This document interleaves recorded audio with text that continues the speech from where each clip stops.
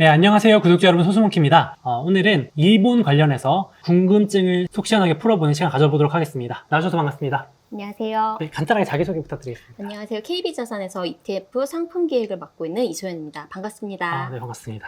요즘 또 일본 금융시장도 큰 변화가 나타나고 있는 것 같아요. 그래서 네네. 좀 저희가 주목을 해봐야 될 것 같아서 어떤 것들 알아야 될지, 또 그리고 일본 주식 투자 관심 많으신 분들도 되게 많거든요. 그래서 지금 일단 어떤 상황이 일어나고 있는지부터 말씀해 주시면 좋을 것 같아요. 네, 일본이 이제 얼마 전에 마이너스 금리를 해제를 했어요.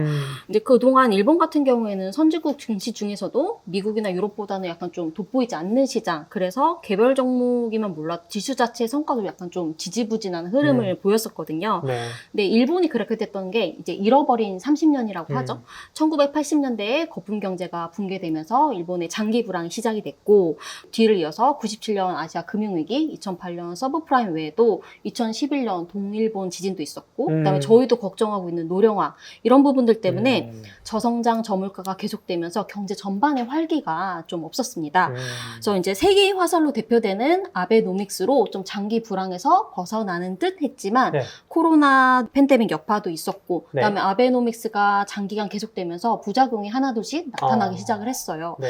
결국에는 2020년 아베 총리의 사퇴와 2021년 기시다 내각 출범을 기점으로 일본은 이런 고질적인 저성장 저물가에서 좀 벗어나는 모습을 보이고 있습니다. 그래서 2023년에 경제 성장률이 1.9%, 네. 물가 상승률이 3.3%를 기록하면서 이제야 좀 드디어 회복이 됐다라고 다들 평가를 하고 있고요. 이런 부분들 때문에 2023년 이후에는 글로벌 증시에서 투자자들이 주목하는 좀 선진 시장으로 자리매김하기 시작을 했어요.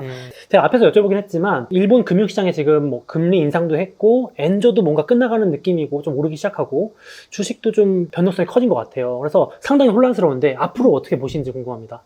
우선 네. 2023년을 전후로 일본 증시가 좀 체질이 개선됐다고 저는 생각을 하고 있어요. 네. 엔저 효과랑 밸류 프로그램에 성공적으로 안착하면서 네. 일본 증시로 외국인 투자자의 순매수가 꾸준히 유입이 되고 있습니다. 네.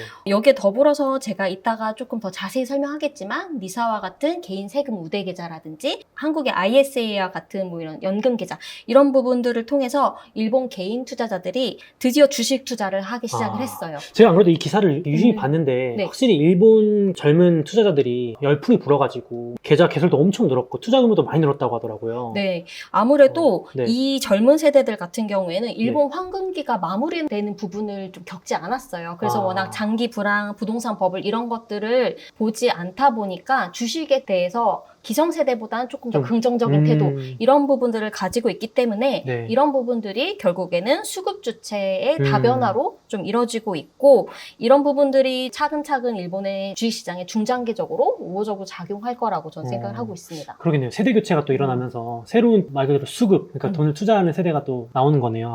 이해됐습니다. 근데 아무래도 지금 뭐 체질 개선도 됐다고 해주셨고 지금 수급 주체도 좋아졌다고 하셨지만 무엇보다도 한국에서 투자하는 입장에서는 환율도 무시할 수가 없을 것 같아요. 그렇죠. 엔화 같은 것도 고려를 해야 될 것 같은데 이 부분은 어떻게 봐야 될까요? 네, 말씀하신 것처럼 네. 주식 수익률이 좋아도 네. 아무래도 해외 투자는 환율에서 까먹으면은 좀 그쵸. 난감한데요. 네. 일단 환율을 보려면 통화 정책을 봐야 되는데 네. 지난 3월 일본 중앙은행이 2016년부터 계속됐던 마이너스 금리 정책을 드디어 종료를 했습니다. 그다음에 지난주죠. 7월에는 추가 금리 인상하면서 기준금리가 이제 0.25%가 됐고요. 이게 7월에 워낙 슈퍼 엔저라고 했었잖아요. 네. 엔화 약세가 워낙 심하다 보니까 네. 정부 차원에서 외환시장에 개입을 하면서 엔화의 추가 약세가 조금 주춤한 상황이고 지금은 엔화가 점점 이제 극저평가 영역에서 벗어나고 있습니다. 네. 이게 엔화 약세의 주 요인이었던 일본과 미국의 금리 차가 좀 줄어들면서 이런 부분들이 일어나고 있는데요. 미국도 지금 연내 인하가 가시화되고 있고 일본도 앞으로 지속적인 금리 인상 가능성을 열어뒀기 때문에 엔은 지금 서서히 반등을 할 거라고 생각을 해요. 다만 이게 급격한 엔화 강세는 아니라고 저는 생각을 해요. 이건 일본 정부가 원하는 그림이 아니에요. 일본 정부는 지금까지 엔저를 통해서 수출 기업들의 이익이 개선되고 그들이 고용을 늘리고 결국에는 내수 회복까지 이어지는 이런 선순환을 그리고 있었는데 아직까지 지표적으로 일본의 내수 회복이 그렇게 세진 않습니다. 춘투에서 임금 인상은 이렇지만 있지만 소비 심리가 개선될지는 조금 더 봐야 되고요. 극단적인 상황이 아니라면 일본 수출 기업들에게 우호적인 이 엔저 환경을 당분간 용인할 것이고요. 이 엔저가 조금 더 세냐 아니면 좀 덜 세냐 이 정도 강도의 차이지 엔화가 급격하게 빠르게 강세로 갈 거라고는 보지 않고 있기 때문에 엔화에 노출된 상품으로 투자를 하신다면 주가 상승분 외에도 환차익도 기대할 수 있을 거라고 저는 생각합니다. 그러니까 일본 정부도 급격한 엔화 상승을 원하지 않는다. 네. 서서히 올라가는 네. 좀 부드럽게. 그래서 엔저로 인한 효과도 좀 누리고 싶고 일본의 수출 기업들은 엔저가 좋은 거죠. 이렇게 막 그쵸. 자동차 수출도 하고 뭐 전자제품 수출하고 그러면서도 또 내수도 살려야 되니까 부드러운 엔화 네. 상승. 네. 근데 참 쉽지 않을 것 같은데. 항상 쉽진 않죠. 네. 근데 제가 갑자기 궁금한 거는 엔화가 그럼 급격하게 만약에 여의치 않게 상승을 해버리면 조금은 그건 리스크가 될 수도 있긴 하겠네요. 그거는 리스크가 될 수밖에 없죠. 근데 그렇게 환율의 변동성이 커진다면 다른 자산들도 그쵸, 그쵸. 아무래도 환율은 상대적인 거니 다른 자산들도 마찬가지고. 그렇죠. 그건 일본만의 문제가 아니다. 네. 이해됐습니다. 그럼 이어서 네. 궁금한 게 이제 일본 증시가 이렇게 재평가된 가장 큰 원인들이 뭐가 있는지 궁금합니다. 일단 저는 네. 대외적인 부분이랑 그다음에 대내적인 부분으로 좀 나눠서 봐야 된다고 생각을 해요. 네. 일단 대외적인 여건을 좀 살펴보면 네. 일단 저희 돌이켜보면 코로나 팬데믹, 러시아 우크라이나 전쟁, 미국과 중국의 패권 전쟁 심하던 최근 4에서 5년 사이에 글로벌 공급망을 뒤흔드는 일들이 너무 많이 벌어졌습니다. 기업들은 물론 각국의 정부들도 이 생산기지의 집중의 한계, 나아가 부품과 원자재, 기계설비 등의 공급망 다변화가 중요하다는 걸 깨닫기 시작했어요. 특히 이제 AI가 화두가 되면서 반도체 공급망이 굉장히 중요해졌잖아요. 맞아. 네. 근데 이 일본 기업들이 저희도 뭐 잘 알고 있지만 장인 정신, 독보적인 기술력을 갖고 있다 보니까 이런 부분에서 빛을 발하고 있습니다. 그래서 바이든 정부의 이 칩4 동맹의 대표적인 수혜국이 대만과 일본이에요. 그리고 7월까지 있었던 슈퍼엔저 이런 부분들이 뒤따르면서 수출 기업들에게 우호적인 환경이 조성이 됐고 반도체, 기계설비 이런 부분들의 수출 기업들의 상장사들의 이익이 굉장히 드라마틱하게 개선되고 있었습니다. 그럼 지금 대외적인 걸 말씀해 주신 거잖아요. 네네. 그렇죠. 그럼 대내적인 부분은 또 어떤 게 있을까요? 아무래도 정부 정책을 봐야 될 것 같아요. 기시다가 이제 출범을 하면서 예전과는 좀 정책의 색깔이 달라지고 있습니다. 기시다 내각에서는 아까 잠깐 얘기했지만 수출 주도에서 시작된 온기가 부진한 내수로 이어진 선순환을 그리고 있거든요.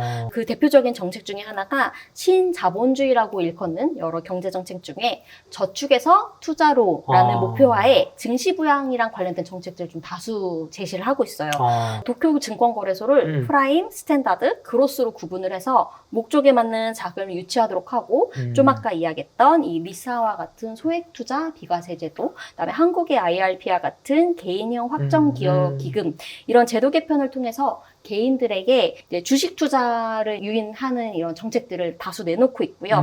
여기에 더불어서 이제 외국인 투자자도 유치를 해야 되니까 기업 지배구조 개선이라든지 영어 공시 확대 이런 부분 통해서 투자 유치에 나서고 있습니다. 그래서 아무래도 아까 본 것처럼 이런 저성장, 저물가 국면에서도 좀 탈피하고 있고 기시다 정부의 이런 경기 부양 의지, 그다음에 환율 효과까지 더해지면서 일본 증시는 전 세계 주식을 좀 투자하시는 분이라면은 눈여겨볼 투자처라고 생각을 해요. 그러네요. 그러니까 지금 이제 뭐 단기적으로 반짝하는 게 아니라 이제 체질 개선도 되고 내부적으로도 달라졌고 외부적으로도 환경적으로도 우호적이다. 앞으로 길게 볼만하다. 이렇게 좀 보시는 것 같아요. 네네, 맞아요. 알겠습니다. 그래서 이제 워렌 버핏도 그렇게 열심히 투자하는가 싶기도 하고요. 네.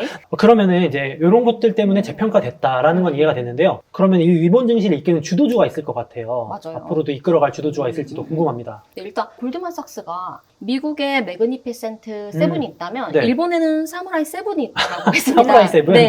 이름도 네. 재밌네요. 네. 토요타 자동차, 미쓰비시, 도쿄 일렉트론, 스바루, 디스코, 스크린홀딩스, 어드반테스트예요. 네. 이 7개 기업의 공통점은 일단 자동차 제조, 네. 아니면 반도체 소재 장비 이런 기술력을 갖고 있거나 아니면 슈퍼 엔저로 수출 단가 인하와 이익 개선이 동반되고 있는 기업이라는 점이에요. 네. 그래서 이 7개 기업에 대해서 하나씩 간단하게 좀 소개를 드리면 네, 너무 좋습니다. 네, 첫 번째는 역시 토요타입니다. 네. 한국에 삼성전자가 있으면 일본에는 토요타가 있고요. 일본을 대표하는 자동차 업체로 4년 연속 글로벌 신차 판매량 1위를 기록하고 있어요. 야. 두 번째는 일본 반도체의 대장주 도쿄 일렉트론이에요. 일본 반도체 섹터 내에서 시가총액 1위고 네. 전 세계 장비 매출 기준으로 4위를 차지하고 있습니다.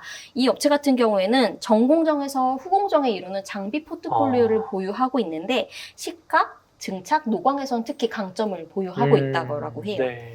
세 번째는 미쓰비시입니다. 아까 네. 잠깐 워렌 버핏 얘기하셨잖아요. 일본 4대 종합상사 중에 하나로 뭐 자동차, 식품, 금융, 인프라, 헬스케어 뭐 다양한 사업력을 구축했는데 그 중에서도 자원개발이나 에너지 트레이딩 쪽에 강점을 갖고 있고요. 좀 아까 얘기하신 워렌 버핏이 투자한 5대 일본 상사기업 중에 시가총액이 가장 큰 기업입니다. 미쓰비시 네. 상사 기업. 네 번째는 반도체 공정업체인 디스코입니다. 네. 이게 전자제품 요새 워낙 전력 쇼티지 얘기 많이 나오잖아요. 네. 전력 효율과 직결되는 전력 반도체 생산 시 필요한 다이서와 그라인더 장비 분야에서 세계 1위를 차지하고 있어요. 그래서 네. AI 반도체뿐만 아니라 뭐 데이터 센터, 전기차 이런 쪽으로도 수요가 계속되는 기업입니다. 전력 관련 또 네. 이슈가 있었으니까. 네, 이 부분들도 같이 보면 좋을 것 같고요. 네. 다섯 번째는 어드반테스트예요. 이제 반도체 후공정, 특히 이제 테스트 분야에서 글로벌 시장 점유율 55%를 차지하고 있는 기업이에요. 혼자서 50% 네. 넘게 차지하고 있네요. 네. 오. 특히 이제 HBM의 고도화라든지 네. 수익률 개선을 위해서 이 테스트 공정의 중요도가 높아지고 있거든요. 오. 이 시장을 거의 독점하고 싶이 한 기업이기 때문에 저희가 눈여겨봐야 된다고 생각을 합니다. 네네. 여섯 번째는 스바루입니다. 네. 도요타의 자회사로 일본 내에서 강력한 완성차 브랜드 파워를 보유하고 있고요. 2024년 1분기 기준 미국 내 자동차 판매량 10위를 기록했고 전기차 쪽으로도 계속 적극적으로 나서는 기업입니다. 그러면은 앞서 도요타도 있었잖아요. 우리나라도 현대, 기아차가 따로 상장돼 있듯이 일본도 도요타도 상장돼 있고 네. 도요타의 자회사인 스바루도 네. 상장이 돼 있는 셈이네요. 네, 이해됐습니다.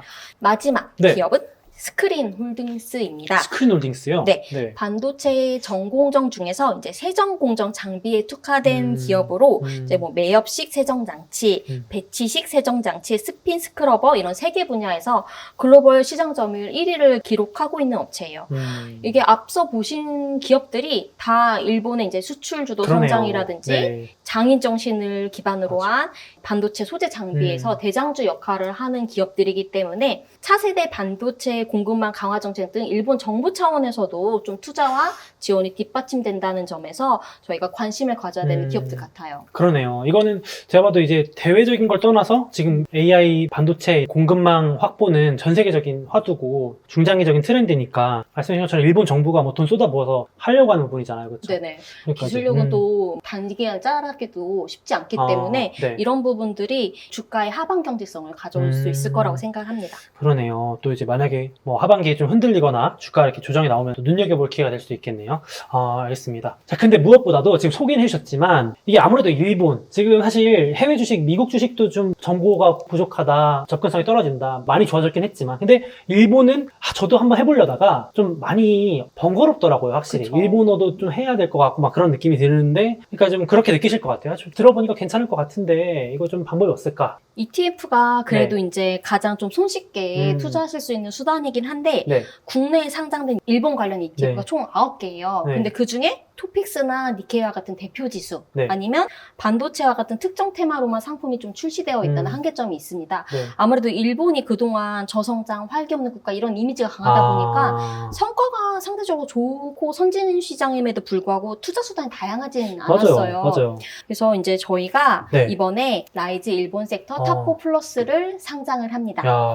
일본 증시 성장을 이끄는 각 섹터별 대표 종목 19개를 선정해서 지수를 구성하고 이를 추종하는 ETF예요. 이게 저도 사실은 계속 국내 이제 절세 계좌 활용하고 싶어서 보면은 ETF 종류가 막 다른 쪽은 진짜 다양하잖아요. 뭐 반도체는 막 뭐 A, B, C 다 나뉘는데 일본은 진짜 그냥 니케이 하나. 근데 거래량도 없고 뭐 심지어 미국 시장에서 제가 ETF를 봐도 말씀하신 이유 때문인지 뭐 월가 있는 기관들도 그렇게까지 막 일본에 그렇게 애착이 없는지 다양하진 않네. 2023년부터 외국인들이 사기 관심을 시작을 가진 했기 거죠? 때문에 아직까지 미국에서도 그렇게 일본 관련된 ETF들이 맞아요. 다양하진 않아요. 말씀하신 그냥 것처럼. 지수 정도 뭐 이런 시가총액 정도인데 대비해서. 그 정도인데 요거는 제가 봐도 국내에서는 상당히 센세이션한 그런 ETF 같은데 좀 더 설명을 해주시면 좋겠습니다. 네. 네. 좀 자세히 설명해드리면 네. 팩셋 인더스트리 기준 10개 섹터에 대해서 네. 모멘텀과 성장성을 갖고 이제 점수를 부여를 해요. 어, 그래서 상위 4개 섹터를 리딩 섹터로 분류를 해서 네. 해당 섹터에서 4개 종목씩 고르면 16개 기업이 선정이 되고요. 그 다음에 구성 종목이 10개 미만인 섹터 3개는 제외합니다. 그럼 일반 섹터 3개가 남고 거기에서 섹터별 시가총액 1위 기업을 선정해서 3개 기업을 추가하고 그럼 총 19개의 기업으로 구성이 되거든요. 네. 이렇게 투자를 하면은 섹터별로 일단 고른 투자가 가능해서 특정 섹터에 대해서 쏠림이 방지가 그쵸. 가능합니다. 네. 그리고 이 지수 같은 경우에는 연 4회 종목 비중을 조절하고 음. 연 2회 섹터를 조정을 해요. 그러다 보니까 니케이나 토픽스 같은 대표 지수를 추종하는 ETF들보다 일본 증시를 현재 주도하는 섹터 그리고 그 섹터별 대장주의 움직임에 대해서 ETF 성과가 조금 그러네요. 더 민감하게 움직일 수밖에 없습니다. 약간 주도주 ETF라는 느낌이 들어요. 네, 그렇죠? 맞아요. 주도 섹터의 그 대장주들을 주기적으로 리밸런싱하면서 담는 ETF다. 네네네. 알겠습니다. 그래서 방금 제가 언급했던 이 사무라이 3분 종목 모두 네. 지금 현재 이 라이즈 일본 섹터 아. 탑4 플러스에 이미 다 들어가는 들어가는구나. 종목들이에요. 네. 그 외에도 이제 네. 잘 아시는 뭐 닌텐도, 소니, 네. 패스트 리테일, 뭐 혼다 이런 기업들도 포함이 됩니다. 패스트 리테일링은 그거죠. 유니클로 네, 맞아요. 회사죠. 네. 알겠습니다. 그래서 오늘 지금 이제 일본 증시, 또 엔화, 또 일본 금융시장 이렇게 해서 싹 정리해 주셨어요. 또 새로 나오는 라이즈 일본 섹터 탑4 플러스 ETF도 소개해 주셨는데 투자 관심을 가지시는 구독자분들을 위해서 리스크도 말씀해 주면 좋겠어요. 네. 제가 이야기하고 싶은 거는 네. 이게 당장 일본 음. 투자하시는 분들뿐만 아니라 그냥 주식이나든지 해외 자산에 투자하시는 분들이라면 다 어느 정도 가능성을 생각해 두셔야 하는 지난주 사이에 이제 미국 고용 지표가 워낙 생각보다 안 좋게 나오면서 이게 미국 정부에서 원하는 소프트 랜딩이 아니라 이거는 경기 악화 아니냐. 금리 인하를 지금 25bp씩 하는 게 아니라 뭐 예전에 저희 인상했던 것처럼 50bp 이렇게 좀 빅스텝으로 가야 되는 거 아니냐라는 이야기가 나오고 있는데 일단은 8월 중에 나오는 미국의 소매 판매라든지 PC라든지 이런 지표들을 조금 더 확인해 볼 필요도 있고 그다음에 그렇게 통화 정책이란 걸 급격하게 하면은 저희 금리 인상할 때 다들 그쵸. 쇼크를 시장 받았던 것처럼. 조정되는 거 봤잖아요. 그런 부분들이 있을 거여서 아무래도 뭐 연준에서도 조심스럽게 접근을 할 거라고 저는 생각을 해요. 다만 그런 일들이 있다면 아무래도 환율이 움직일 수밖에 없는데 그럼 저희가 생각했던 것보다 엔화의 강세 속도가 조금 더 빨라질 것이고 그런 부분에 있어서는 좀 투자하실 때 주의하셔야 될 것 같은데 이 상품 같은 경우에는 저희가 단기성으로 그쵸. 아니면 단타 매매 성격이 아니라 선진국을 투자하고 싶은데 미국 말고 다른 걸 하고 싶고 약간 그래도 지수보다는 조금 더 모멘텀이 있었으면 좋겠어. 유럽은 솔직히 IT 비중이 적잖아요. 맞아요. 그러면 미국에서 유럽 빼고 나면 일본이 최근에 이런 IT 트렌드라든지 맞아요. 선진 네. 증시라는 부분들이 부합할 텐데 그런 일본 증시에 투자할 때 적합한 ETF고 주가가 조정받는다고 하더라도 오히려 매입 단가를 낮추는 효과이기 때문에 그렇게 나쁘지 않진 않을까라고 생각을 합니다. 감사합니다. 그래서 이런 리스크까지 고려하셔가지고 또 이 ETF 활용하시면 좋을 것 같고 이 ETF는 앞서 말씀하셨지만 환 노출형이잖아요. 네, 맞아요. 사실 그러면은 증시나 자산시장이 좀 조정받는데 엔화가 오르면 이 ETF에 어떻게 보면 그 환 차익이 생기는 효과도 있는 거네요. 방어도 네네. 되는 그러니까 개념이네요. 뭐 주가가 네. 빠지더라 하더라도 뭐 엔화 쪽에서 오히려 환차익을 받을 수도 있는 네. 그러네요. 네네. 엔화가 점점점 오를 거야 라고 생각하시는 분들도 이 ETF도 네. 어떻게 보면 효과가 있는 거네요. 네. 엔화가 이제 뭐 바닥 쳤고 이제 전환했다라고 생각하시는 분들은 환차익 고려하신다면은 나쁘지 않은 오히려 기존에 있는 상품들은 환 해지형 상품들이 있거든요. 그 H가 붙어있는 상품은 네네네. 맞아요. 그래서 오히려 그런 부분들을 감안하신다면 이 상품이 더 나을 것 같습니다. 알겠습니다. 그러면 오늘 일본에 대해서 깔끔하게 정리를 들어봤고요. 좀 더 궁금하신 분들은 오늘 소개해드린 라이즈 일본 섹터 탑4 플러스 ETF 한번 관심 가져보시면 좋을 것 같습니다. 제가 댓글하고 더보기에 링크 남겨놓겠습니다. 오늘 나와주셔서 너무 감사합니다. 감사합니다. 네.